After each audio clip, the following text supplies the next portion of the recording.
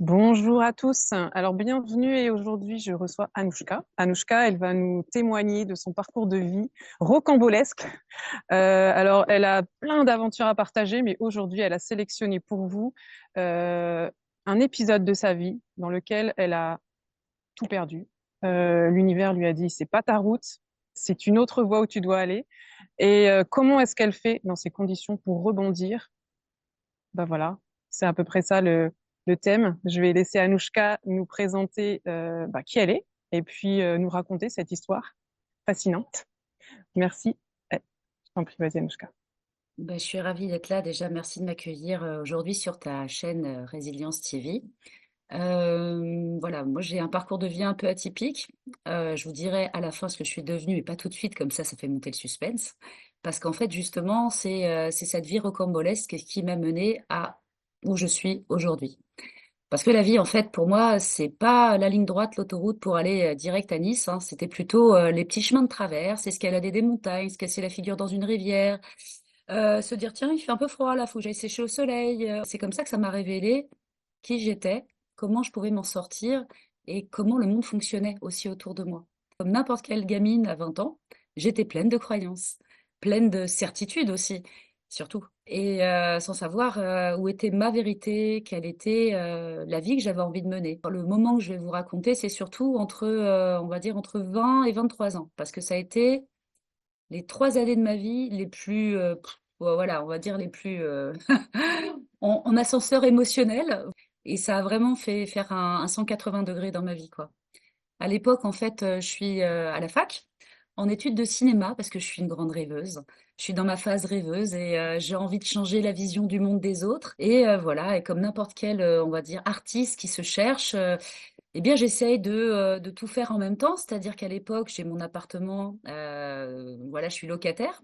J'ai pas d'aide financière de la part de la famille parce que c'est ma volonté aussi d'être indépendante, autonome, responsable. On m'a tellement répété que je serais jamais irresponsable que je me suis dit, je vais me le prouver à moi et aux autres que je suis capable d'être autonome, libre, indépendante. Et donc, j'alterne entre différents boulots où je suis des fois commerciale en supermarché le week-end, parfois je suis sondeuse enquêtrice, parfois je suis barmaid de nuit. Enfin voilà, ça je l'ai fait pendant 4 mois, du dimanche au mardi par exemple, pour ne plus aller dans des soirées, pour être sûre d'être vraiment très sage. Comme ça, j'avais un boulot qui me forçait à ne plus avoir le droit de faire la fête, pour pouvoir être sûre d'être une adulte, justement. Parce que quand on passe de l'adolescence chez ses parents à la phase tu payes ton loyer et faut tenir les challenges que tu t'es donnés, à un moment donné, il faut changer aussi complètement son style de vie. Et c'était une promesse que je m'étais faite, c'était de ne pas être ce qu'on m'avait promis que j'allais devenir. Et donc, cette année-là, en deuxième année de fac, je me dis, faut que je paye mon loyer, et en même temps, j'ai mes partiels qui arrivent. Et en moi, il y a cette phase, il y a deux facettes qui me disent, bon, un, faut que tu acceptes le boulot de ce week-end pour aller payer ton loyer. Et l'autre qui me dit, bah non, tu devrais aller bosser. Tu devrais bosser tes cours, c'est demain ton partiel, fais pas n'importe quoi. Mais j'ai tellement la peur du manque, parce qu'à l'époque, je suis en train de jongler avec 400 euros par mois pour payer un loyer à 450, une bourse de 300 balles qui rentre, c'est très très juste. C'est sûr, je vais pas au resto, hein, je fais pas la fête, je m'achète pas de belles fringues, je fais pas des grands voyages, je suis débrouillarde. Mais là, le côté débrouillardise, il y avait ma facette travaillomane assure la sécurité financière, et l'autre étudie parce que tu dois préparer ton avenir. Je me suis dit, comme d'habitude, comme j'aime jongler avec les balles de la vie, je vais réussir à tout faire. Donc, je vais travailler le samedi et le dimanche pour faire des enquêtes. Je vais pour rentrer chez moi et sur le chemin, je lis un bouquin sur la boxe. Je sors du bus, je passe derrière le bus et je me dis, tiens, et si je regardais à gauche et à droite, ce que je ne fais jamais d'habitude depuis plus de 20 ans, au cas où il y a une voiture qui passe. Donc je regarde, feu rouge des deux côtés, tout le monde est garé et je me replonge dans mon bouquin de boxe où je lis que le personnage est en train de se prendre plein la figure et il souffre beaucoup. Et à ce moment-là, j'ai une pensée très étrange qui me dit, oh, tiens, ça fait longtemps que j'ai pas souffert. Et là, je sens un choc dans ma hanche et je me vois voler dans les airs au ralenti. Et je me dis, non, c'est quoi ce truc? Qu'est-ce qui m'arrive? Et je vois tout qui se passe au ralenti, le sol qui s'éloigne de moi, la voiture que je vois passer en dessous de moi. Et je me dis, non, je viens de me faire renverser. C'est stupide. Pourquoi ça m'arrive? Parce que j'ai un bouquin de boxe dans les mains, que je me suis plainte de ne pas avoir souffert. Mais quelle idiote! Et après, je me dis, bon, bah, si je tombe du mauvais côté, si je tombe sur la tête, il n'y a plus de partiel, il n'y a plus d'Anouchka. Qu'est-ce qu'il faut que je fasse? Et mon cerveau est en accéléré à ce moment-là. C'est-à-dire qu'il fonctionne à tout birzing. Au lieu d'être paralysé par la peur, c'est comme si mon instinct de survie s'était remis en œuvre et il se dit, bon, il faut sauver les meubles. Là, bon, t'as mal, ok, mais il faut absolument que tu sauves ton corps. Et je commence à faire des pas de danseuse à la redescente et je croise les jambes. Et là, triple entorse de la cheville gauche qui croise la cheville droite. Et je rebondis encore en l'air parce que je me suis fait renverser à 60 km/h sur une ligne blanche. Et je revole encore d'1,50 m. Et je redescends encore sur la cheville gauche qui se croise. Et je finis par m'effondrer en mettant mes coudes sur la gauche pour sauver la tête. Bref, je me relève. Je me dis, super, mon cerveau fonctionne.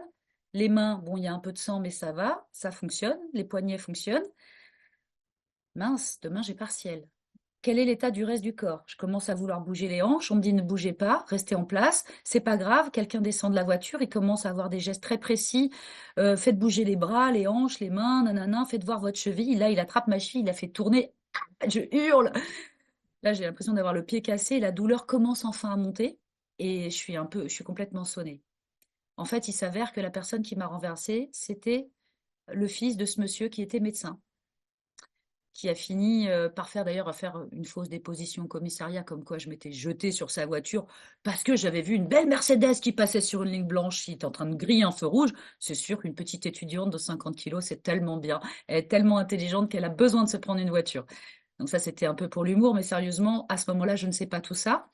Juste, j'ai très mal à la cheville et je me dis, mince, comment je vais faire demain pour mes partiels? Et j'attends en vain les secours, la police qui ne vient pas.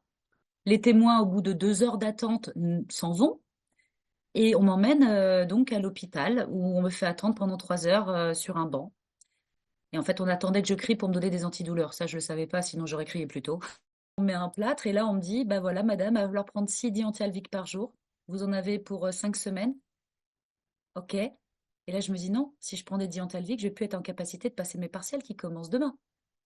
Donc, bref, je rentre clopin-clopant chez moi, de l'hôpital à chez moi avec les béquilles. Je voulais être forte et là, j'étais dans la faiblesse, j'étais victime des événements et j'avais surtout envie que personne ne sache. J'avais trop honte de m'être mis dans une situation de vulnérabilité où je ne maîtrisais rien. Donc, je rentre chez moi, je ne dis rien à personne. Et là, je prends un Diantalvic parce que la douleur est énorme. Je me casse la figure chez moi. Je me dis, mince, si je prends un Diantalvic au lieu de 6, je tombe par terre. Comment je vais faire pour mes partiels le lendemain? Le lendemain, un jeune homme sonne à la porte. C'était la personne qui m'avait renversée. Et elle me dit que je suis son troisième accident de voiture depuis qu'il a eu le permis il y a moins de 6 mois. Qu'il était désolé, qu'il avait trop de fumée de choses illégales. Et là, j'ai la colère qui monte en moi. Donc là, avec cet accident, je sais que je ne pourrais pas assurer mon premier job éventuel qui était d'être nounou avec 2 enfants et le deuxième job où je devais être animatrice en colo. Et donc là, je ne sais pas comment je vais payer mon loyer. Et cet homme est en train de se vanter que je suis son troisième accident et qu'il est vraiment désolé. Et je me dis, la vie est mal foutue. Et là, il me dit qu'il part en vacances, qu'il a trouvé de l'amour, qu'il a un super job. Et là, la colère monte. Je me dis, j'ai tout fait. Je me suis remis à travailler comme une dingue pour payer mon loyer et pour aller à la fac. J'ai arrêté de faire la fête pendant 9 mois pour être une bonne petite étudiante. Et la veille de mes examens, je me fais renverser. Mais qu'est-ce que j'ai fait à la vie pour payer? Quelle est cette énorme dette, peut-être karmique, que je dois payer? Est-ce que je paye d'avance ou je paye de mes anciennes vies? J'en ai aucune idée à cette époque-là, mais je suis très en colère, j'ai les larmes aux yeux et je lui dis, écoute, pour pas perdre complètement ma bourse, c'est aussi le dernier jour où je peux faire ma demande de bourse. Est-ce que tu peux m'accompagner au moins à la fac en voiture? Donc je descends avec lui 4 étages sur les fesses parce qu'il n'y a pas d'ascenseur, hein, avec les béquilles dans un escalier sur des Antalvic, c'est pas pratique. Sur la route, il a failli renverser 2 autres personnes et il a pris un feu rouge au feu vert, enfin, il a tout inversé. Il me dépose, je vais faire ma demande de bourse, je me trompe de 3 bureaux, je suis en larmes, je suis perdue, mais je me dis, ne lâche rien. Sois courageuse, ne sois pas faible. Tu t'es fait une promesse, c'est d'être libre, forte et indépendante. Donc tu tiens maintenant, c'est ça la vie. Bah, au partiel, j'y vais, j'ai la tête en vrac, j'écris du mieux que je peux, je suis dégoûtée d'avoir pris cette mauvaise décision, d'aller travailler dans un job pourri en CDD pour 2 jours au lieu de réviser mes examens. J'aurais pas eu cet accident. Tout ça me revient en mémoire. Je me dis, faut que j'arrête d'avoir peur du manque de manquer d'argent. Faut que j'arrête de me sacrifier mon présent en sacrifiant mon avenir. Il faut que ça me serve de leçon. Bref, je passe mes partiels, évidemment, sous Diantalvic, bah, j'en rate la moitié. Et donc, l'année d'après, je redouble. Et puis, comme je redouble, malgré mon accident de voiture, bah, je perds la moitié de ma bourse. Et là, je suis dans une colère noire contre moi. La colère rentrée de se dire, je prends jamais les bonnes décisions, j'aurais peut-être dû demander de l'aide, gna gna gna. Là-dessus, j'apprends évidemment que la sécurité sociale ne va pas assurer mes frais hospitaliers parce que au travail, donc je dois faire appel à mon employeur pour qu'il rembourse les frais. Eh ben non, parce qu'il m'a jamais déclaré. Dommage. Donc je n'ai personne pour payer mes frais hospitaliers.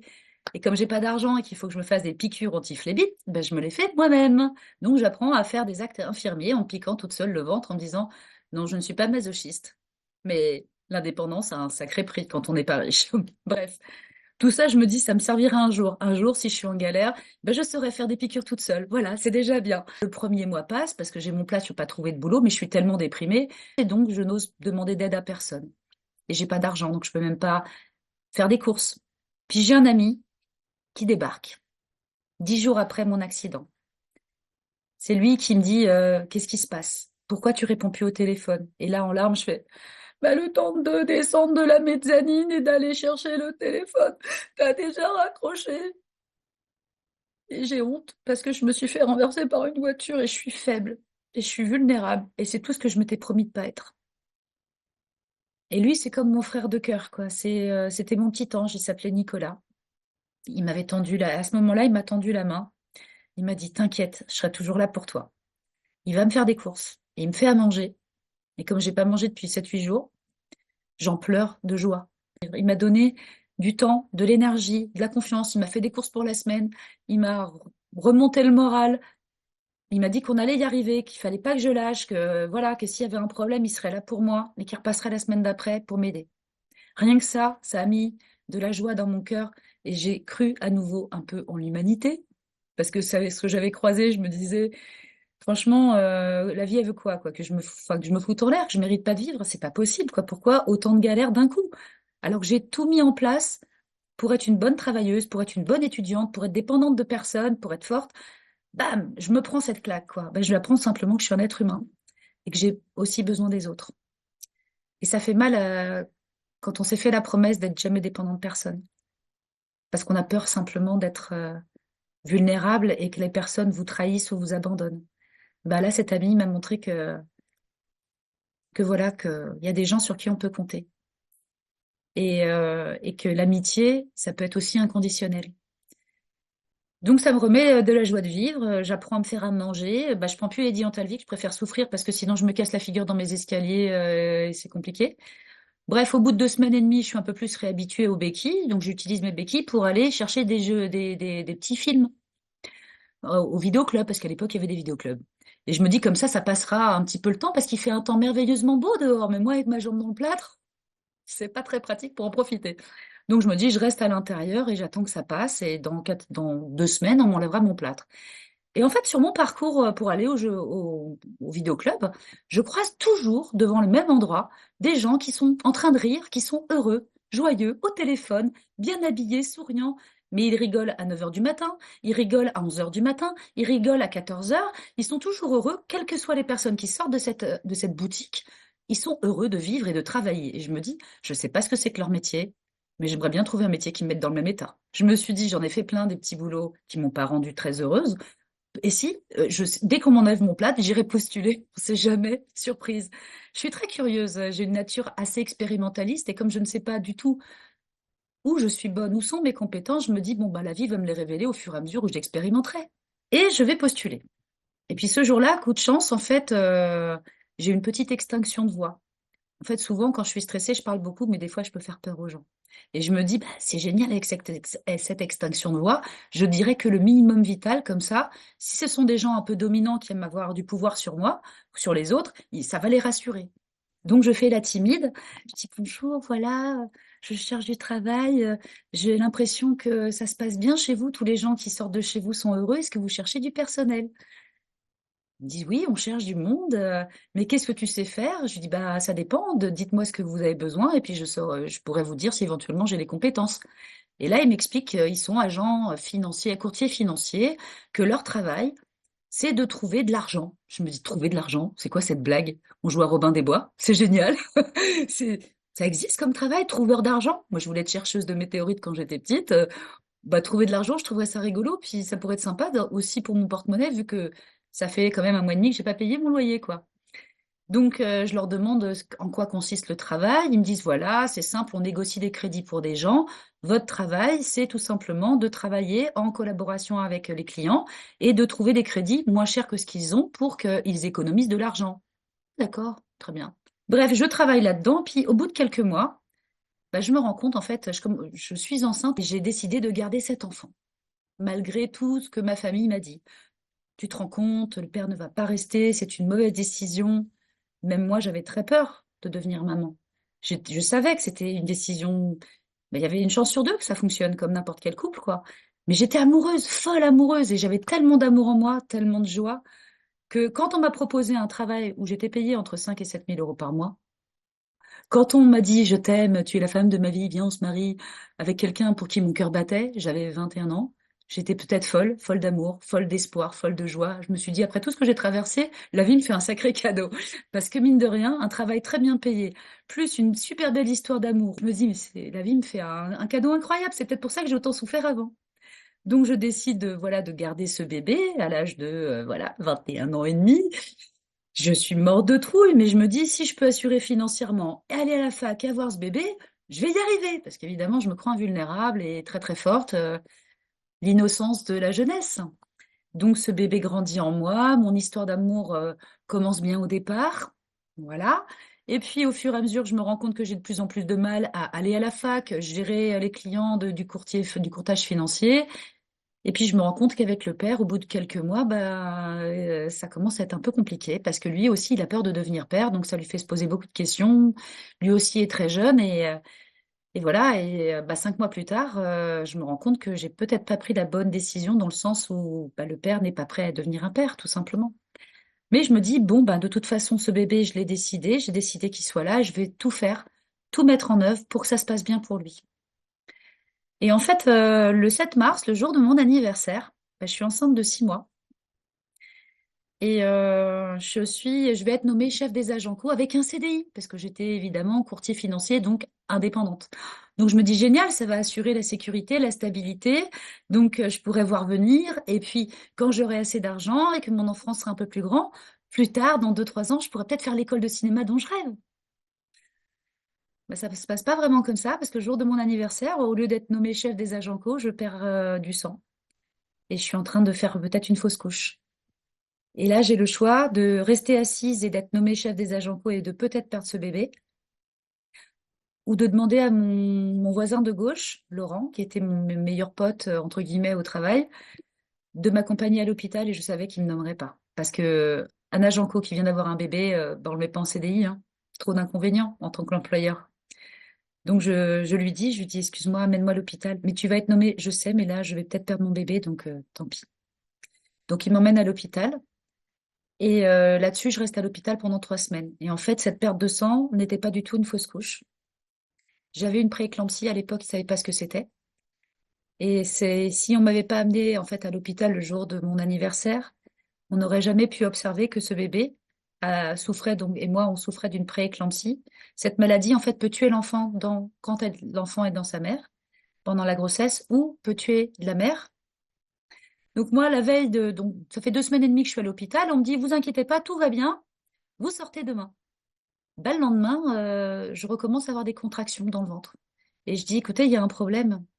Je sens que mon bébé, il est en train de partir. Je suis pas sûre qu'il faille que je rentre chez moi. Alors que c'est ce que j'espérais depuis 2 semaines et demie. Je dormais plus à l'hôpital, j'étais insomniaque, j'avais plus droit aux amis, j'avais plus droit au téléphone, j'avais plus droit de travailler. J'étais comme ça. J'ai prié pour la première fois de ma vie. J'ai reprié depuis que j'avais 6 ans. Je ne priais plus. Là, j'ai prié pour que cet enfant vive. J'ai prié pour que, franchement, pour que la vie éclose. Parce que je m'étais dit, mince, j'ai tout fait pour que ça se passe bien. Quitte à ce que mon histoire d'amour ne fonctionne pas, s'il vous plaît. Je demandais que ce soit pas mon enfant qui paye. Parce que j'avais tellement d'amour pour lui que voilà, que je voulais qu'il vive. Ça s'appelle la pulsion de vie. J'étais prête à tout sacrifier pour lui. Ma fac, mon histoire d'amour, tout. Même donner ma vie. Et puis, voilà, le jour où on est censé sortir de l'hôpital, ils me disent, bah non, en fait, madame, on vous ouvre, il va naître aujourd'hui. Et là, je dis, mais non, c'est pas possible. Il me reste encore 2 mois, la chambre est pas prête. J'ai rien préparé, je suis pas prête, moi. Il me dit, si, si, on vous ouvre maintenant parce que de toute façon, sinon, il va mourir. Son cœur est à 70 battements par minute, il devrait être à 150. D'accord, il n'y a pas de problème, j'accepte. Ouvrez-moi. Bref, on me fait un accouchement en urgence, césarienne, tout ça. Le bébé arrive, on me le met même pas dans les mains. On me l'emmène direct en couveuse parce que c'est un très grand préma qui a 2 mois d'avance. Quand je rentre, enfin, je m'habille de pied en cap, les cheveux, on me met mettre une charlotte, les gants, la tenue, il fait 37 degrés, on a l'impression qu'on est où tu es au Sénégal. Je rentre enfin dans le service dédié aux grands prémas. Et là, on joue ma petite crevette, parce que c'est vraiment une petite crevette, c'est un fœtus, c'est pas encore un bébé. Il fait 980 grammes, mais il est vivant. Il n'a pas de cheveux, il n'a pas de dents. Et quand je lui caresse le pied à travers la couveuse, avec un gant en plastique, parce que je n'ai pas le droit de lui faire perdre de la chaleur, je lui caresse le pied et je vois qu'il fait. Il est souris. Et je lui parle pendant 1 heure, comme ça, pendant 3 semaines et demie. Les médecins m'avaient dit qu'il sortirait pas avant 2 mois et demi de la couveuse parce qu'il fallait qu'il prenne 30 grammes par jour. Tous les jours, avec ma césarienne, je fais 2 heures de transport, enfin 1 heure et demie aller, 1 heure et demie retour, pour aller le voir et pour lui donner envie de vivre. Parce que les grands prémats, parfois, se laissent mourir. Si on vient pas les voir une journée, ils arrêtent de grossir. Si on vient pas les voir 2 jours, ils commencent à maigrir et après, tous les autres problèmes arrivent. Donc, heureusement, comme j'étais à l'hôpital, on avait fait des piqûres pour faire mûrir les poumons. Et puis, en fait, à 6 mois, le cerveau est fini. Donc, c'est vrai qu'il n'a pas eu de séquelles à part une fragilité au niveau de l'immunité. Mais il était vivant.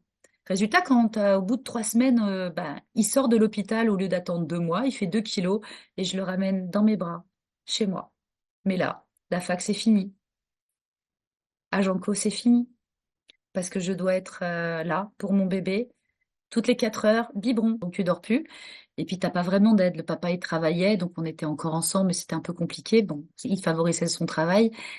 Et moi, je nourris le bébé, j'arrive pas à dormir. Bref, c'est comme ça pendant 1 an où je me demande comment je vais m'en sortir, comment je vais travailler. Mais je fais de mon mieux pour devenir une bonne maman. Moi, je prends des bouquins sur l'éducation. Je lis des choses sur la psychologie. Je me dis comment est-ce qu'on devient une bonne maman quand on n'a pas un exemple très stable. Je sais pas, mais en tout cas, il faut éviter de faire les grosses bêtises. Et je gère mon petit pendant 1 an et demi, c'est limite, je vois personne. Pendant 1 an, il y a personne qui le garde, je suis focale sur mon bébé. Mais je suis un peu déprimée quand même parce que je ne vois personne et je suis quelqu'un de très sociable. Et je me pose beaucoup de questions. Qu'est-ce que je vais faire? Comment je vais gérer maintenant que j'ai un bébé avec moi, que je suis plus à Janco et que je me vois pas revenir dans ce boulot où mon cœur ne bat plus du tout. J'avais pas envie de faire marcher un système que je désavoue en plus. Parce qu'en fait, j'ai découvert que j'avais des valeurs d'humaniste, d'altruiste qui étaient beaucoup plus importantes que des valeurs de sécurité. Et que j'avais envie que cet enfant soit fier de moi. J'avais pas envie qu'il découvre une maman qui faisait un boulot que juste pour l'argent, qui était déprimée, passive-agressive parce que elle était pas heureuse dans son job. Parce que mine de rien, c'était faire tourner un système que je ne validais pas, quoi. Donc, je suis avec mon petit et puis je me pose des millions de questions. Je me dis, bon, dès que je peux, je vais faire des tests à l'AFPA, des tests psychotechniques pour savoir à quoi je serais bonne. Comme ça, au moins, je saurais éventuellement qu'est-ce que je peux faire dans ma vie. Je sais que j'aime l'animation avec les enfants. J'ai déjà été animatrice, j'ai déjà été barmaid, j'ai déjà été sondeuse, enquêtrice. Qu'est-ce que j'ai fait? J'ai été courtière financière. Qu'est-ce que je peux faire de plus? Je me dis, bon, je me pose, j'adore écrire, mais je suis pas non plus un style. Je me dis, est-ce qu'un jour je pourrais être auteur? Il y a tellement des meilleurs auteurs que moi que j'ai pas assez confiance en moi pour ça. J'aurais voulu faire de la psychologie, mais il y en a pour 10 ans. Avec le petit HR, ça va être très compliqué. Mais heureusement, pendant cette année où j'étais enceinte et à Janco, j'avais mis de l'argent de côté pour justement les cas de coup dur. Ce qui me permettait d'avoir une sécurité financière qui était minimale, on va dire, pour pouvoir gérer. Bref, 1 année passe, je me sépare du père de mon fils parce que ça va vraiment pas. Et là, je redemande à mon meilleur ami, je dis, Nico, tu m'as aidé la première fois quand je me suis fait renverser par une voiture. J'ai honte, mais j'ai besoin que tu m'aides à utiliser un ordinateur. J'ai envie de faire du montage sur l'ordinateur. Et pour ça, il faut que j'apprenne à utiliser un ordinateur. Est-ce que tu peux me prêter un ordinateur et me faire une formation en accéléré? Et elle arrive chez moi, le jour de mon anniversaire, avec un ordinateur, et il me fait mon premier cours. Alors que je suis en pleine séparation et que je pleure. Je suis là, vas-y, explique-moi. Je sais pas comment on fait sur Photoshop. Excuse-moi, j'ai trop de larmes, j'arrive pas à voir les icônes. Attends une seconde. Parce qu'en fait, j'avais tellement de tristesse en moi Et je me disais, c'est pas la femme que je veux être pour mon enfant. Je n'ai pas envie d'être cette femme triste, faible, vulnérable. J'ai envie d'être, d'accord, j'accepte mes vulnérabilités, mais je veux pas être ça toute ma vie. Il faut que je dépasse ma tristesse. Et à un moment donné, j'étais tellement triste que j'étais en colère d'être triste.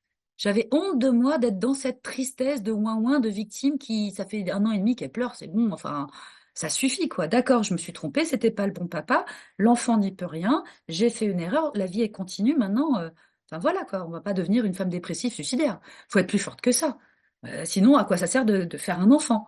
Donc, tu vas être plus forte que ça. Donc, tu vas continuer à te cultiver et tu vas devenir peut-être monteuse ou cadreuse. Et en attendant, bah déjà, tu apprends à gérer un ordinateur.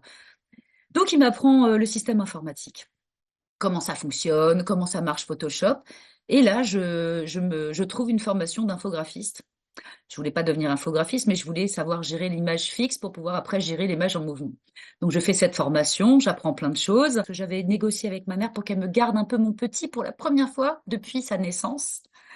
J'avais du temps pour me cultiver, pour me laver, pour me coiffer. C'est bête à dire, mais en fait, à un moment donné, on en oublie tout ça, quoi.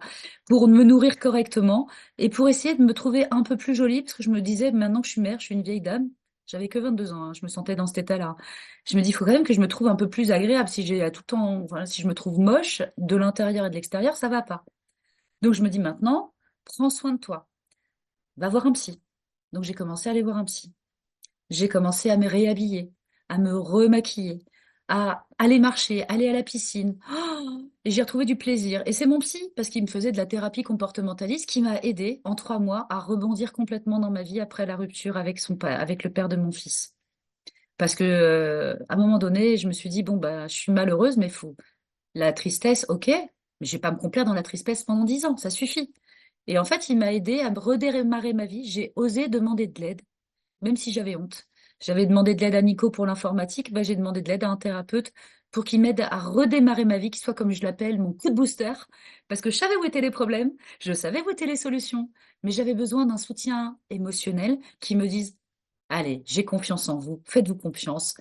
Quelle est la prochaine étape pour vous faire plaisir, qui vous donnera confiance en vous?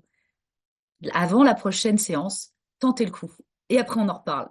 Et un peu comme un parent, il a remplissé cette figure d'autorité parentale bienveillante qui m'a repermis de croire en la vie, de croire en moi, d'avoir suffisamment de confiance et d'amour pour moi pour avancer. Donc, j'ai osé, moi voilà, ma résilience, elle s'est construite parce que je suis quelqu'un d'émotif, d'émotionnel. Et en fait, c'est en osant tendre la main à quelqu'un, de compétent évidemment, de pas manipulateur et qui me faisait de la TCC, donc rapide, efficace, logique. Donc en 3 mois, il m'a fait redémarrer ma vie. Et comme j'étais heureuse, ben, j'étais un peu plus magnétique, un peu plus attractive et j'ai rencontré un jeune homme. Quand je l'ai rencontré, je me suis dit non, non, pas d'histoire d'amour, ça va encore être compliqué. Et mon psy m'a dit, écoutez, s'il ne ressemble à rien de votre passé, c'est peut-être que c'est la bonne personne. Parce que s'il ne vous rappelle pas vos blessures du passé, c'est peut-être qu'il n'est pas toxique comme vos blessures du passé. Très bon conseil, merci à lui. Et en fait, bah, on s'est donné une chance, tous les deux. On avait peur et on a avancé, main dans la main. Bon, cette histoire, elle n'a pas été que dans le haut niveau, évidemment, parce que ça fait 24 ans qu'on est ensemble. Il y a eu beaucoup de hauts et beaucoup de bas. Il y a eu des ruptures et des réconciliations. Mais on a été 10 personnes différentes l'un avec l'autre. Et on a surtout été des soutiens, des amis, des amours. Et je sais pas comment dire ça. On s'est aidés à grandir les uns les autres. Et c'est cette relation affective qui m'a donné confiance et à qui j'ai donné confiance aussi. J'ai donné ma confiance, cette personne m'a donné confiance en moi, je lui ai donné confiance en lui, je lui ai offert. En fait, la confiance, c'est comme une énergie de vie qu'on se donne et qui doit circuler. Et c'est comme ça qu'en fait, on s'apporte de l'amour et qu'on peut apporter de l'amour à l'autre. J'ai eu plein de prises de conscience et ma résilience, elle s'est construite grâce à mon envie d'avancer et au fait d'oser de demander de l'aide et aussi de tomber sur des bonnes personnes. De toute façon, je m'étais fait une promesse, c'est que si ça marche pas, cette solution A, eh ben, je chercherai une solution B. Et je chercherai tant que j'ai pas trouvé, je chercherai. Parce que mon père m'a peut-être donné pas beaucoup de conseils, mais il m'en a donné un de bien. C'est dans la vie, il y a que si tu as un problème, il y a une solution. Et si t'as pas de solution, c'est que dans le problème, il est dans ta tête. Donc résous le problème qu'il y a dans ta tête et tu verras qu'après, la vie sera très très belle. Donc en gros, des fois, c'est pas le monde qui nous crée des problèmes, c'est nous qui nous les créons nous-mêmes. Et c'est peut-être cette petite phrase qui m'a forcée et poussée avec joie à travailler, à faire des recherches sur tout ce qui était psychologie, analyse transactionnelle, psychothérapie, parce que la psyché humaine, pour moi, c'est ce qu'il y a de plus complexe. Et c'est ce qu'il y a de plus merveilleux. Même les ordinateurs, s'ils inventent leur propre langage, c'est quand même nous qui les avons inventés. Et même s'ils nous dépassent au niveau rationnel, au niveau émotionnel, il y a de sacrées choses à mettre en œuvre, à comprendre. Et c'est ce qui nous permet en fait de survivre les uns avec les autres. Pour moi, c'est l'alliance, la connexion, la capacité à demander de l'aide, la capacité à grandir les uns avec les autres, accepter ses blessures, accepter ses fragilités, ses vulnérabilités, parce qu'un jour elles deviennent nos forces. Voilà. La connaissance, c'est pas simplement du domaine du mental, c'est aussi du domaine émotionnel, ça peut être à tous les niveaux. Et, euh, et voilà. Donc, c'est des rencontres comme ça qui m'ont aidé à grandir. Et même si les gens ne restent pas tout le temps dans ta vie, ils te marquent à vie parce qu'ils te donnent un peu de cette énergie de vie, d'espoir. Ils te transforment comme tu les transformes, que tu le veuilles ou non, qu'ils le veuillent ou non. Et c'est comme ça qu'on peut s'expanser et avoir plus, pour ma part, hein, c'est que mon point de vue, d'avoir plus de sérénité et plus de paix intérieure. Voilà. Ouais. C'était mon témoignage sur ces 3 années de vie. Bah, écoute, c'était tellement prenant que j'ai même pas osé t'interrompre. J'étais prise dans vraiment dans ton histoire, dans ton témoignage. Et ouais, c'est, en fait, moi, ce que je vois aussi, c'est à quel point quand on pense qu'il y a plus rien, qu'il y a plus d'espoir, il y a toujours quelque chose qui vient te sortir. Quelque chose ou quelqu'un, mais il y a toujours, voilà. Il- Tu n'es jamais sans rien, en fait. Tu peux jamais, sombrer totalement. Et moi, ce que je ressens, c'est quand tu penses que c'est fini, qu'il n'y a rien, que personne va venir t'aider, que la vie t'a mis une situation pas possible, dans laquelle tout semble horrible, il y a toujours une solution. Il y a toujours quelque chose qui vient et tout, et rien n'est jamais définitivement perdu.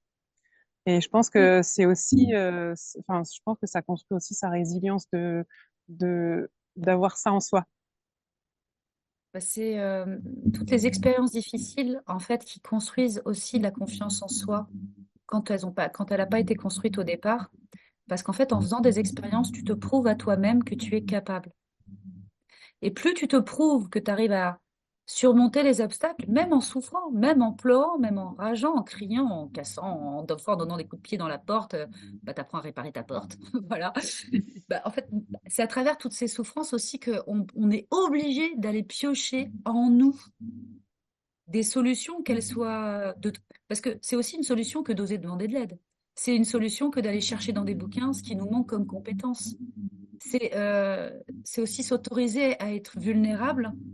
Quand on a fait le tour de la tristesse et qu'on se rend compte qu'en fait on est triste parce qu'on a perdu l'amitié, l'amour, la joie de vivre, l'espoir, et qu'on en a marre d'être comme ça, puis à un moment donné, on se dit, mais comment j'ai fait pour être heureux? Comment j'étais quand j'étais heureuse? Comment j'ai fait pour m'apporter de la joie? Qu'est-ce qui ne dépend que de moi? Où elle est ma responsabilité? Et quel est mon pouvoir d'action? Je parle bien de mon pouvoir sur ma vie. Mm. Des fois, c'est pas grand-chose, mais c'est juste aller planter deux, trois carottes dans le jardin et se dire, bon, bah, je suis contente, les carottes, elles auront poussé grâce à moi. Et puis après, de dire, bah, ces carottes, et si j'en faisais une recette délicieuse que j'ai jamais essayée? Et puis, tiens, j'ai quand même pas les manger toutes seules, ces carottes, si j'invitais les voisins à côté. Et en même temps, et si après ce repas, on faisait de la musique ensemble. Et en fait, des fois, c'est d'une énorme catastrophe que peut naître une immense résilience et d'énormes compétences. Parce que sans difficulté, on reste dans le train-train quotidien de la sécurité des zones de confort. Moi, j'aurais pas eu ce bébé le jour de mon anniversaire, je serais peut-être devenue agent co. Et peut-être qu'il m'aurait fallu 5 ans, 7 ans pour que j'ai cette dichotomie de valeurs qui me disent, tu cours après l'argent, mais en même temps, ça remplit pas tes valeurs d'altruiste, de partage, de connaissance. D'accord, tu as la sécurité, mais est-ce que ça te rend heureuse? Est-ce que ton cœur y bat pour ça? J'ai pas perdu de temps. Voilà. À chaque fois qu'il y a eu des situations difficiles, en tout cas dans ma vie, eh ben ça m'a poussé à aller de l'avant, à m'enrichir d'une manière ou d'une autre. Et je parle pas d'argent, de m'enrichir intellectuellement, de m'enrichir affectivement, de faire d'autres rencontres. Humainement. Mm. Voilà, d'autres en rencontres humaines. Des fois, quelqu'un avec qui ça ne va pas, tu l'aimes très fort, mais il est incapable de te rendre cet amour. Il n'est pas coupable, il n'est pas fautif. C'est juste qu'il est incapable de t'aimer de la manière dont tu as besoin d'être aimé et qu'il a d'autres besoins que tu ne peux pas non plus combler. Donc, des fois, il est vraiment utile de laisser partir la personne, même si ça fait mal, parce que c'est pour son bonheur à lui ou elle, et c'est pour ton bonheur à toi. Et en plus, tu perds moins de temps, parce qu'après, tu vas soigner ton petit cœur et tu vas peut-être te diriger vers une personne qui est en capacité de t'aimer de la manière dont tu as besoin et envie d'être aimé, et que l'autre aussi est en capacité d'accepter et d'apprécier ta façon d'aimer. C'est pour ça que je trouve qu'un bon thérapeute ou un coach, en fonction des problématiques qu'on a, évidemment, ça peut vraiment aider à avancer. Moi, si je n'avais pas croisé Monsieur Gorge, qui était étymologiste et qui portait bien son nom, ben, je ne serais pas là où j'en suis aujourd'hui. Voilà. Donc, c'est grâce à lui, Ouais. parce qu'il faisait de la thérapie cognitivo-comportementaliste, que 20 ans plus tard, et ben, dans ma vie, il y a eu encore un nouveau changement, eu envie de moi aussi et accompagner les autres à aller mieux en devenant coach, en suivant une formation, en me formant pour être meilleur, pour être en alliance avec mon cœur, avec mes valeurs et pouvoir accompagner les autres à aller mieux en fonction de leurs besoins. Voilà.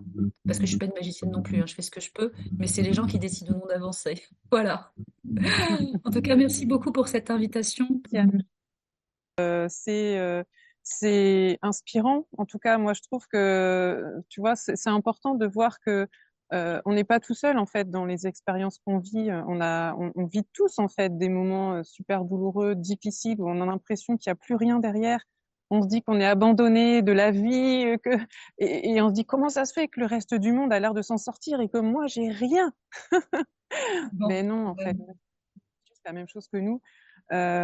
Et voilà, chacun trouve ses solutions, chacun trouve en soi la force, la motivation ou l'aide pour se sortir, pour s'en sortir. Et voilà, chacun a sa façon, mais en tout cas, je retiens en tout cas pour toi que ce qui t'a aidé, c'est déjà de savoir demander de l'aide. Donc ça, c'est déjà reconnaître qu'on est qu'on a besoin d'être aidé et puis de croire en soi aussi, de croire en soi et d'avoir confiance que, ben voilà, que les épreuves, elles nous font avancer aussi. tout à fait, c'est ça. Et, voilà. Que, on va dire, ce qui ne m'a pas tué m'a renforcé et m'a permis de me Ouais. découvrir et de me trouver aussi des ressources que je ne connaissais pas en moi. Donc, Et voilà, merci. exact. C'est Voilà. comme ça qu'on grandit. Et C'est comme comme ça, ça quand qu'on je grandit. stresse et que j'ai peur, je me dis, eh, c'est bon, t'as affronté ce truc-là, là. C'était, je pense, que ce qu'il y avait de pire. Donc, ça va, tu vas y arriver. Allez, détends-toi. Voilà, voilà. Merci Anouchka, merci à tous. Merci. Eh bien, je vous souhaite une bonne fin de journée pour ceux qui n'ont Oui. pas fini la leur.